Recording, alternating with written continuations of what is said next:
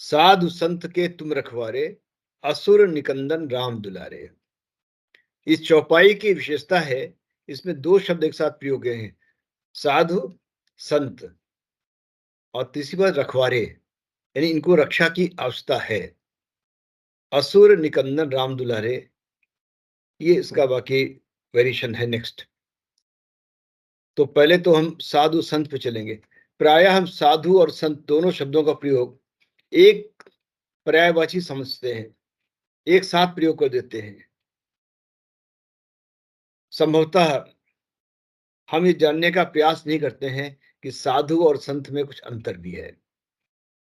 और यहाँ गोस्वामी जी ने बहुत सोच करके सज्जन व्यक्तियों की दो कैटेगरी बताई, एक है साधु और एक है संत, और इन दो को रक्षा की आवश्यकता भी है। आप जो रामचरितमानस पढ़ते हैं, देखते हैं कि विश्वामित्र जी को दशरथ जी के पास जाना पड़ा राम लक्ष्मण को लेके आने के लिए, ताकि जो लोग वन में रह रहे थे और विशेष प्रकार की यज्ञ साधना इनमें निरत थे, उनकी रक्षा के लिए। तो ये स्पष्ट है कि जो व्यक्ति समाज के लिए अपने जीवन को समर्पित कर देते हैं, तो नेचर को उनको प्रोटेक्ट करने की सोचना पड़ता है, प्रकृति को सोचना पड़ता है कि इनकी रक्षा की आवश्यकता है और रक्षा कैसे की जाए। तो स्पष्ट हो गया कि जो भी समाज के लिए अपने को समर्पित करेगा, वो संभवतः अपनी रक्षा स्वयं नहीं कर सकेगा, उसकी रक्षा का भार किसी और को ही उठाना पड़ेगा। तो यहाँ पे गोस्वामी जी हनुमान जी से प्रार्थना कर रहे हैं, बल्कि उनकी वंदना कर रहे हैं, कि जैसे मैंने पहले भी कहा था कि ये चौपाई तब आई है जब गोस्वामी जी हनुमान जी की कृपा से जो कार्य करने गए थे, कार्य को कर सके। और जब वापसी की यात्रा प्रारंभ की उन्होंने, उस समय पर ये धन्यवाद ज्ञापन की चौपाइयां हैं। मैं पुनः कहूंगा कि दुर्गम का जगत के जेते, सुगम अनुग्रह तुम्हारे तेते, यहां से लेकर आगे जितनी चौपाइयां हैं, सब उनकी धन्यवाद धन्यवाद ज्ञापन की हैं। कृपा हो चुकी है, उस कृपा को स्वीकार करते हुए, उसका अभिनंदन करते हुए धन्यवाद दे रहे हैं गोस्वामी जी, और उसके साथ में हनुमान जी की स्तुति भी कर रहे हैं।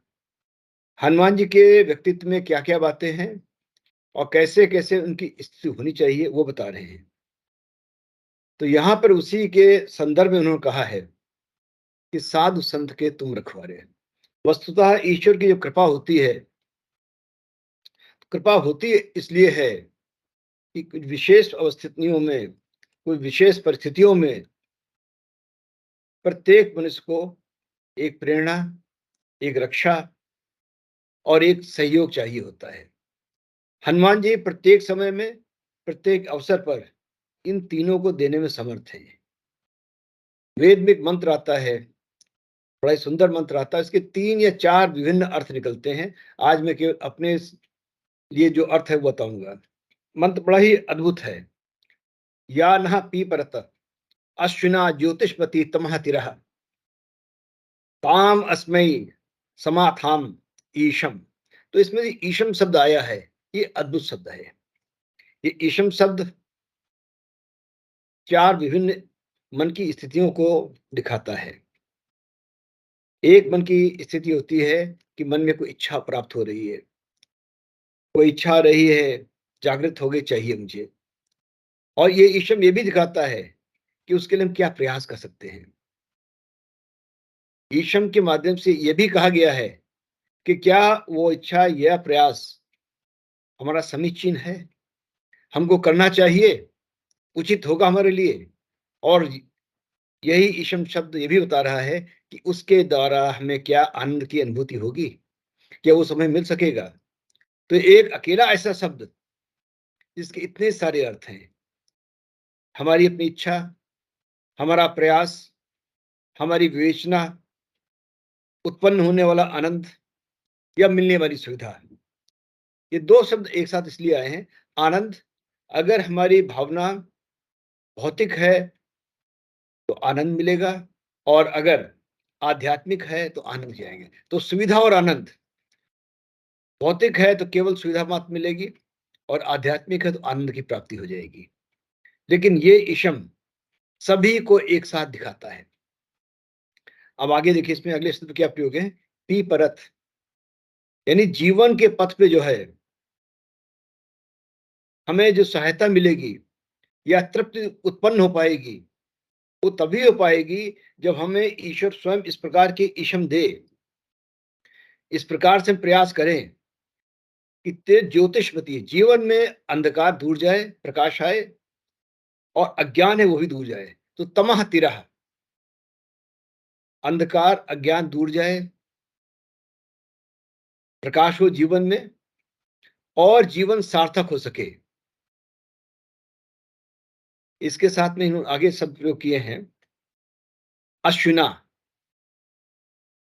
या नहा पीपरत अश्विना, यानी प्राण और अपान के माध्यम से शक्ति उत्पन्न कर रहे हैं हम, वो शक्ति इस प्रकार की बन पाए कि एक हमारी शक्ति का, हमारी इंटरनल एनर्जी का ऐसा चैनलाइजेशन हो कि मन में जो संवेग उठ रहा है, जो भावना उठ रही है, वो इस प्रकार की हो कि केवल और केवल आनंद की हमें अनुभूति हो, और उसके लिए बीच में जो भी समस्या आ रही है वो समाप्त हो जाए, जो अज्ञान मार्ग में बाधा डाल रहा है, जो अंधकार आ रहा है, वो प्रकाश में परिवर्तित हो जाए, और अल्टीमेटली उस शक्ति के माध्यम से, उस शक्ति की सहायता से हमारे जीवन में एक तृप्ति का आनंद हो, या हम आनंद का अनुभव हो कि हमने यस आज ये अनुभव कर लिया। तो वेद ये हमें आदेश देता है कि सदैव हमें ईश्वर की प्रार्थना करते रहना चाहिए, ताकि हमारी बुद्धि निर्मल बनी रहे, और उस निर्मल बुद्धि से हम वही प्रयास करें जो अल्टीमेटली हमारे दाएं ओर जितने भी अज्ञान है वो समाप्त करे, जो अंधकार है उसको समाप्त करे, और जीवन में जो बाधाएं आ रही हैं वो स्वतः दूर होती चली जाए। अब यहाँ पे देखेंगे जो हनुमान जो जी की स्तुति की है गोस्वामी जी ने, कि साधु संत के तुम रखवारे, कि साधु और संत जो अपने जीवन को समाज के हित में समर्पित किए हुए हैं, अब उनकी जो इशम है, उनकी इशम तो यह है कि मन की भावना यह है कि हम जीवन को सार्थक बना लें, और हमारा जीवन सार्थक होगा यदि हमने समाज की पूरी सेवा कर दी, जो समाज को देना था वो दे दिया।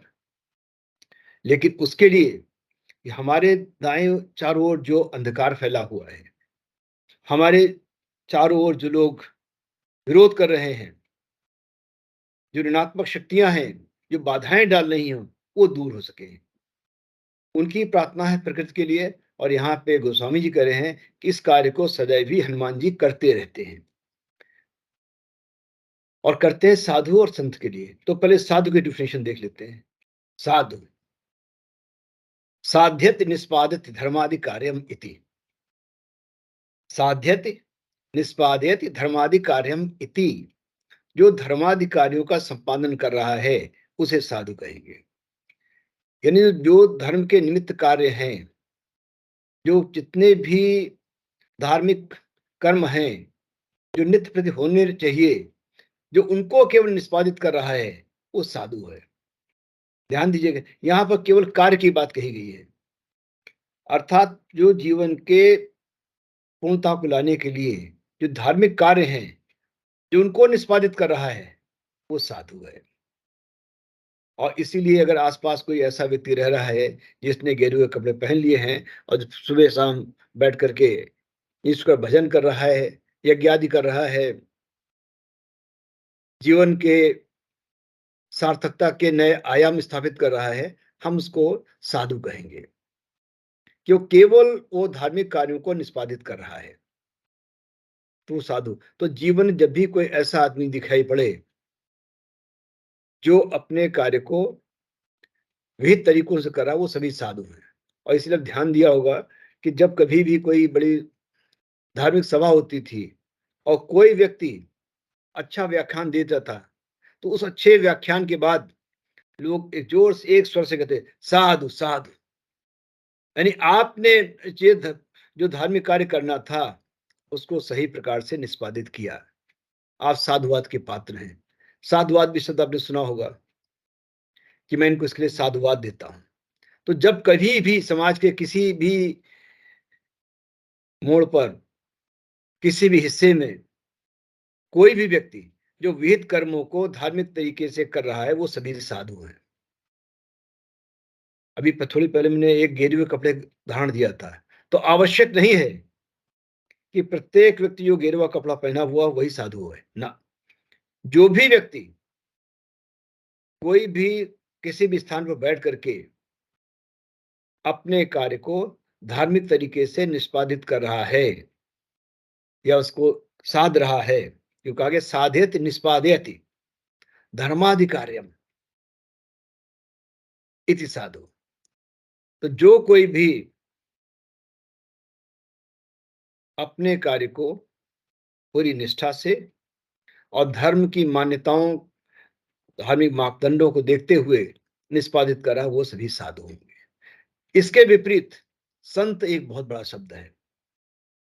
प्रायः हम समझते हैं साधु बड़ा है, संत छोटा है, लेकिन संत एक जो सत्तावान है, जिसके अंदर अथॉरिटी आ गई धार्मिक, जो किसी भी विषय पर एक न्याय दे सकता है, किसी प्रकार का आपके संशय को समाप्त करके एक निर्णय दे सकता है कि यह उचित है, वो सभी संत कहलाएंगे। तो यदि इस प्रकार का सत्तावान व्यक्ति नहीं है, तो वो संत नहीं कहलाए। क्यों संत बना है, तो ये सत से बना हुआ शब्द है, ये जिसकी सत्ता हो। ईश्वर आदि के विषयों में जो सत्तावान है, जो कुछ कह सकता है, अथॉरिटी है, अर्थात जिसने सभी विषयों का भली भांति अध्ययन किया हुआ है, और न केवल अध्ययन किया हुआ है, वो लगातार बैठ करके लोगों को उसकी विवेचना कर रहा है। आपके मन में कोई संशय है, उसका वो निराकरण कर सकता है, और इसको देख के ही लगे, यस, इसने जो कुछ कहा है उसको स्वीकार करना ही उचित होगा। जब इस प्रकार इसकी आभा बन जाए कि जो कह रहा है इसको मन करे मैं स्वीकार करूंगा, देखते ही मन में विचार उत्पन्न हो कि इस विषय में इनकी जो वाणी कह रही है वो उचित होगी, जब इस प्रकार की सत्ता उसकी बन जाए, तब वो संत कहलाएगा।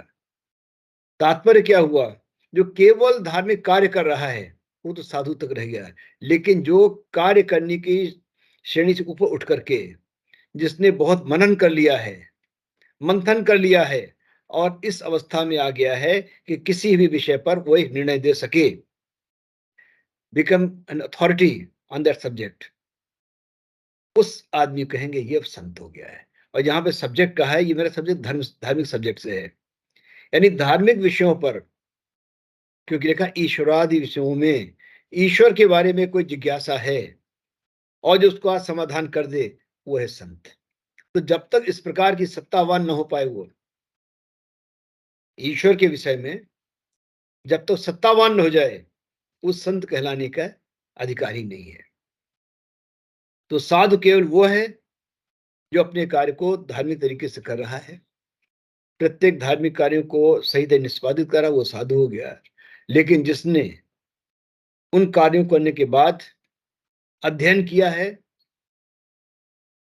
विभिन्न विषयों का, जैसे वेद पढ़ लिए, उपनिषद भी पढ़ लिए, और उसके पश्चात वो इस अवस्था में आ गया है कि आप कोई समस्या लेके गए, वो उसका निराकरण कर सकता है, तब वो संत हो गया है। अब ये देखें कि साधु और संत दोनों ही ईश्वर के समर्पित हैं, और जो कोई व्यक्ति इनके पास जा रहा है उसकी समस्याओं का निराकरण भी कर रहे हैं। अब ऐसे लोग जब हो जाते हैं, तो इस पे दो संप्रदाय सामने आते हैं, मरकट और मार्जार। मरकट माने होता बंदर, और मार्जार माने होता बिल्ली। तो इनको बोलते हैं न्याय, मरकट न्याय और मार्जार न्याय। न्याय ये जस्टिस में समझिएगा, जब भी किसी विषय में कोई अथॉरिटी दी जाती है उसको न्याय बोलते हैं। और मार्जार न्याय होता है जैसे बिल्ली का बच्चा है, वो जहां पर पड़ा वहीं पड़ा रहेगा। अभी माँ का कार्य उसको कैसे उठाए ले जाए, जहां रखते वहां पड़ा रहेगा। जब तक वो छोटी अवस्था में रहेगा, अपने आप कोई कार्य नहीं करेगा, पूर्णतः माँ के प्रति शरणागत है वो। लेकिन मरकट, बंदर का बच्चा, वो स्वयं माँ के पेट से चिपका रहेगा। केवल कभी-कभी जब कोई संकट आता है, तब माँ एक हाथ लगा देती है उसके बच्चे की रक्षा के लिए और दूसरे हाथ से आगे बढ़ती है। तो साधु और संत दोनों ही इन दो में से एक न्याय का पालन करते हैं। तो मरकट न्याय वाले वो हैं, कहेंगे मुझे अपना कर्म करना ही है और साथ ही ईश्वर से प्रार्थना करी है कि हे ईश्वर, मेरे कर्मों को आप सफल करें, मेरे बुद्धि में वो निर्मलता लाएं जिसके माध्यम से मैं सही निर्णय ले सकूं और सही कार्य कर सकूं। लेकिन कार्य तो करूंगा ही, और जहां जहां पर आवश्यकता होगी वहां वहां पर मुझे ईश्वर की सहायता मिल जाएगी। तो ये हुआ मरकट न्याय। अधिकतर लोग मरकट न्याय को मानने वाले हैं कि मुझे अपना कर्म तो करना ही होगा। कर्म करने के साथ में ईश्वर से लगातार प्रार्थना करनी होगी कि ईश्वर मेरे कर्म में सहायता करो। लेकिन मार्जार न्याय जो लोग करते हैं, उसके अनुयायी, हमने अब कुछ नहीं करना, जो कुछ करेगा ईश्वर करेगा, जहां जिन परिस्थितियों में हूं मैं इसमें ही पड़ा रहूंगा। अगर ईश्वर ने भोजन दिला दिया आ गया तो भोजन करेंगे, वरना मांगने भी नहीं जाएंगे। तो मार्जार न्याय पे चलना बड़ा कठिन होता है। इसमें इस प्रकार का समर्पण चाहिए कि कैसी भी परिस्थिति क्यों ना जाए, आप विचलित नहीं होंगे, जहां पर जिस परिस्थिति में से पड़े रहेंगे। लेकिन यहाँ पे गोस्वामी कह रहे हैं कि चाहे मरकट न्याय वाला हो चाहे मार्जार न्याय वाला हो, एक बार साधु संत हो गया है तो उसको सहायता की आवश्यकता पड़ेगी। अगर आग लगी है, मरकट न्याय वाला शायद भागने का थोड़ा प्रयास करे, मार्जार न्याय वाला तो ही बैठा रहेगा, हिलेगा ही नहीं वहां से। लेकिन गोस्वामी जी कहते हैं कि आप तो इस प्रकार से कृपालु हैं कि चाहे मरकट न्याय का अनुयायी हो या मार्जार न्याय का हो, आप दोनों की रक्षा करने में समर्थ हैं और करते हैं। तो साधु संत के तुम रखवारे, इन दोनों को ही रक्षा की आवश्यकता है, और वो रक्षा प्रदान करते हैं हनुमान जी महाराज। हनुमान जी महाराज क्यों प्रदान करते हैं कि मरकट न्याय और मार्जार न्याय दोनों में ही ईश्वर से प्रार्थना की गई कि मेरी रक्षा करो। और हनुमान जी क्या कहते हैं? राम काज करिबे को आतुर, सदैव तत्पर रहते हैं कि जो राम का कार्य हो, राम जी को ना करना हो, मैं ही करूंगा। तो इसलिए जो भी साधु और संत कहीं पर भी हैं, किसी अवस्था में भी हैं और किसी भी परंपरा के मानने वाले हैं, अगर उनके रक्षा की अवस्था है तो हनुमान जी तत्पर रहेंगे और उसकी रक्षा करेंगे ही करेंगे। तो इसलिए गोस्वामी जी ने बिल्कुल ही द्रवित होकर के, बिल्कुल ही शरणागत होकर के कहा, साधु संत के तुम रखवारे। कि स्वयं गोस्वामी जी विपरीत परिस्थिति फंस गए थे, कोई भी रास्ता नहीं दिख रहा था, तब उन्होंने हनुमान जी की गुहार लगाई कि रक्षा करो मेरी।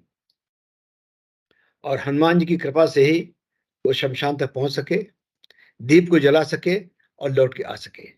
तो वापसी की यात्रा में उन्होंने अपनी कृतज्ञता को दिखाते हुए कहा कि आप कितने कृपालु हैं। मैं तो बहुत अपने गोस्वामी जी अपने को कभी भी कर्ता का अभिमान नहीं था, सबसे छोटा मानते थे। लेकिन उनका कहना, मेरे जैसे जितने भी जहां पर भी हैं, जिसको भी रक्षा की आवश्यकता है, आप उसकी रक्षा करेंगे, करते रहे हैं, करते रहेंगे। और इसलिए क्या होता है, असुर निकंदन राम दुलारे। अब इसमें दो बातें हो गई। जब आप साधु संत की सबकी रक्षा करेंगे तो एक और कहा राम दुलारे। ये दुलारा शब्द जो है, ये बड़ा ही विचित्र शब्द है। बहुत समय पहले एक औषधि हुआ करती थी,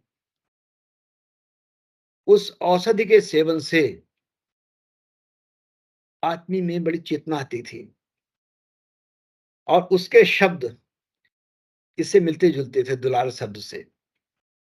धीरे धीरे होते होते जब किसी का प्यार करना हो तो पहले कहते थे, ये थोड़ा सा परेशान सा लग रहा है, इसको वो औषधि लगा दो, वो पिला दो, अभी ठीक हो जाएगा, अभी हंसने मुस्कुराने लगेगा। फिर धीरे धीरे करके जैसे जैसे समय बढ़ता गया, तो जब किसी को प्यार करना होता कहते इसको दुलारा रहे हैं। किसी को प्यार करना हुआ, कहने शब्द आ गया दुलारा नास को, और वही शब्द क्या, दुलारा है, दुलारी है। यानी जिसको बहुत प्यार इस पे कर रहे हैं, उसको आप दुलारा रहे हैं, या आपका दुलारा है। तो राम दुलारे। तो चूंकि आप संसार के जो भी लोग हैं, दुखी हैं, उनके लिए राम जी की औषधि के समान हैं। और प्रत्येक अवस्था में, प्रत्येक समय पर, कहा कि चारों जुग प्रताप तुम्हारा। प्रत्येक अवस्था में आदमी सोया हुआ है, जगा हुआ है, जाके उठा हुआ है, या कार्य में रत है, किसी भी अवस्था में है, उसकी रक्षा करने के लिए हनुमान जी तैयार हैं। उसका मन किसी प्रकार की वेदना में है, उस वेदना को दूर करने के लिए हनुमान जी एक औषधि के समान आ जाते हैं। और इसीलिए कहा गया राम दुलारे। तो राम जी ने आपको अपना प्यारा बना लिया, और आगे राम दुलारे। इससे पहले शब्द आया असुर निकंदन। अब असुर शब्द भी बड़ा अद्भुत शब्द है। जब भी आ लगाया जाता है, तो जो पहले कहा गया है उसको निगेट किया जाता है। तो एक तौर तो कह गया कि जो देवों को दूर फेंक देते हैं वो असुर हैं, या दूसरा जो सुर के विरोधी हैं वो असुर हैं। असुर किसको कहा जाता है?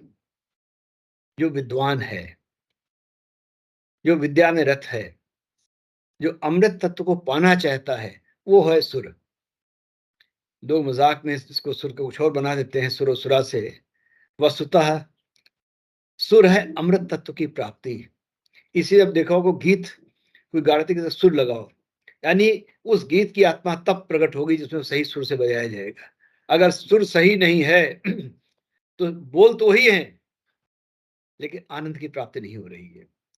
तो जैसे से वाणी के माध्यम से सही सुर लगा करके हम अमृत की ओर ले जाते हैं, उसी प्रकार से जब जब हम विद्या के माध्यम से अपने जीवन में एक मधुरता लाते हैं जो हमें अमृत की ओर ले जाती है, वैसे वैसे हम सुर होने की तरफ बढ़ते हैं। तो सुर वो है जो विद्या का अधिकारी है, विद्या का अध्ययन कर रहा है, अमृत की ओर बढ़ रहा है, अपने कार्यों के माध्यम से, अपने विचारों के माध्यम से, और जिसके मन में सदैव अच्छी भावना आ रही है, वो सभी सुर हैं। और जिसका विरोध कर रहे हैं, वो सभी असुर हैं। तो असुर निकंदन। अब निकंदन देख लेते हैं शब्द क्या बनता है। तो नी जब लगाते हैं तो प्रायः निश्चयन हो जाता है। तो निश्चयन कंदयति, कंदयति नाशयति। तो निश्चयन कंदयति, यानी जो निश्चय तरीके से नाश कर सकता है, किया जाए, तब निकंदन कहलाएगा। एक तो ये हुआ कि कोबरा कोई बैठा हुआ है, आप आए, आपने उसको मारा, लेकिन पूर्णतः मार नहीं पाए, अब वो घायल हो गया है। अब हो सकता है आप पे और भीषण तरीके से प्रहार करे, लेकिन निकंदन कहा गया जिसपे प्रहार किया गया उसका नाश हो गया, बचा नहीं। तो जब ऐसा होगा कि निश्चित रूप से नाश कर दिया जाए, तब कहा जाएगा निकंदन। अन्यथा केवल आपने अटैक किया, लेकिन अगर आपका अटैक सफल है, कंप्लीटली सक्सेसफुल है, तब निकंदन कहलाएगा। तो ये कहा जाता है हनुमान जी का जो प्रहार है वो निकंदन होता है, निष्फल नहीं जाता है। और इसलिए बड़ा एक अद्भुत कहानी आती है रामायण में भी, रामचरितमानस में भी, कि रावण और हनुमान जी का आमना सामना हो गया। तो सभी देवता सामने खड़े हो गए कि हनुमान जी देखने लगे, भाई अभी लीला थोड़ी और आगे चलनी है, अभी समाप्त मत कर देना। तो ये निश्चय हुआ दोनों का कि सिर्फ एक एक मुष्टिका प्रहार करके देख लिया जाए। तो हनुमान जी ने कहा कि रावण पहले तुम ही प्रहार कर लो, कि मैंने प्रहार किया तो पता नहीं फिर क्या हो जाए। रावण हंसा कि कोई ऐसा भी है कि रावण का पूरा प्रहार हो जाए, पूरी चेतना के साथ बच जाए। हनुमान जी कोई बात नहीं, पहले आप करके देख तो लो एक बार। रावण ने पूरा शक्ति लगाकर हनुमान जी पर प्रहार किया, और गोस्वामी लिखते हैं जान उठे कि कभी रहा न गिरा, यानी हनुमान जी ने घुटना लगा अड़ा दिया जमीन पर और गिरे नहीं। रावण को आश्चर्य हुआ। अब हनुमान जी की बारी आई। अब सभी देवताओं ने ब्रह्मा जी कहा, तो निकंदन, अगर इन्होंने सही मुष्टिका का पूरा प्रहार कर दिया पूरे मन से, तो रावण आज ही नहीं बचेगा। तो सबने प्रार्थना की, प्रहार को हल्का सा करना। तो हनुमान जी सिर्फ आधी ऊर्जा से रावण पर प्रहार किया, पूरी ऊर्जा से नहीं किया, और इतने से ही रावण मूर्छित हो गया। जब रावण की मूर्छा दूर हुई और उसने पहली बार मुख से निकली, पहली बार मैंने कोई ऐसा वीर देखा जिसके एक प्रहार से मैं मूर्छित हो गया हूं, मैं तुम्हारी वीरता को प्रणाम करता हूं। अद्भुत प्रसंग आता है रामचरितमानस का। तो रावण ने विरोधी ने प्रशंसा की, वाकई में तुम महावीर हो। अब मैं समझ सकता हूं कि तुमने सही पहले पूरा प्रहार कर दिया होता तो क्या था। तो इसलिए कहा गया है कि असुर निकंदन, जब हनुमान जी का प्रहार होता है वो निष्फल नहीं जाता। इसीलिए जब लंकिनी को उन्होंने मारा तो हल्का सा उन्होंने प्रहार मात्र किया, मुझका एक महाकवि ने, बहुत हल्के से, कि मालूम था अगर मैंने पूरा प्रहार कर दिया तो बचेगी नहीं। पूरा प्रहार किया तो उन्होंने सिंहिका पे कर दिया, तुरंत ही उसका नाश हो गया। तो हनुमान जी के बारे में इसीलिए उनके गदा को भी वज्र कहा गया है कि कभी भी उसका प्रहार निष्फल नहीं जाएगा। तो इसीलिए गोस्वामी जी का नाम रख दिया कि असुर निकंदन राम दुलारे। तो आप पूरी चौपाई के साथ देखेंगे तो आएगा, साधु संत के तुम रखवारे, असुर निकंदन राम दुलारे। कि प्रत्येक व्यक्ति जो समाज के कार्य में, धार्मिक कार्यों में लगा हुआ है, उसको जब जब रक्षा की आवश्यकता होगी, हनुमान जी तत्पर रहते हैं और उसकी रक्षा करते हैं। और उस रक्षा के प्रयास में अगर उसके विरोध में कोई असुर भी आ गया, और यहाँ पे असुर जो कहा गया है, ये सबसे बड़ी सीमा का जो भी विरोध हो सकता है उसके लिए कहा गया है। एक तो छोटा मोटा विरोध हो रहा है कहीं से, और एक बहुत बड़ा विरोध, जो सबसे बड़ा विरोध हो सकता है उसके लिए शब्द प्रयोग किया ना असुर। तो उस बड़े से बड़े विरोध का भी आप निकंदन कर सकते हैं, तो असुर निकंदन। और चूंकि इस हेतु आप राम के कार्य को निष्पादित कर रहे हैं, वो सभी कार्य कर रहे हैं जो भगवान राम करना चाहते हैं। और मैं कई बार कह चुका हूं, भगवान राम के तीन ही काम होते हैं, परित्राणाय साधुनाम, विनाशाय च दुष्कृताम, धर्म संस्थापनार्थाय संभवामि युगे युगे। बार बार आना पड़ता है ईश्वर को, लेकिन हनुमान जी कहते जब तक मैं हूं, अब ईश्वर को कष्ट करने की कोई आवश्यकता नहीं है, इन सभी कामों को मैं ही निष्पादित करता रहूंगा। तो इसीलिए आप राम दुलारे थे, राम दुलारे हैं, और सदैव राम दुलारे रहेंगे।